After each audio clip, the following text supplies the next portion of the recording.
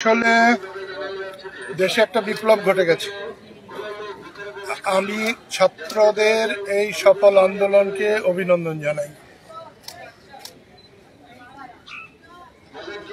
বঙ্গবন্ধু আর শেখ হাসিনা কোনো মতে এক কথা নয়।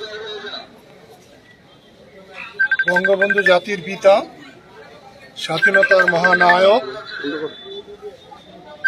আজকে ৩২-এর বাড়ি যেভাবে জ্বলতে পুড়তে ধ্বংস হতে দেখলাম, তার আগে আমার মৃত্যু হলে অনেক ভালো হতো।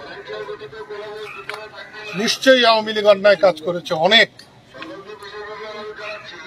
শেখ মুজিব কিছু করে নাই, সে বাঙালি জাতিকে সম্মানিত করেছে।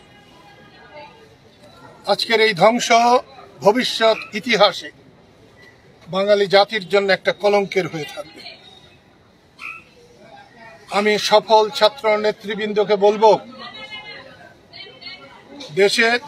দেশকে ধ্বংসের হাত থেকে রক্ষা করুন, সংখ্যালঘুদের জীবন রক্ষা করুন।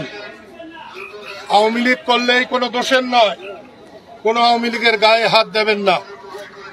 দেশে শান্তি স্থাপন করুন, আপনারা জয় তিলক কপালে পড়ুন। আমি চাই এখন থেকে দেশে একটা শান্তি আসুক।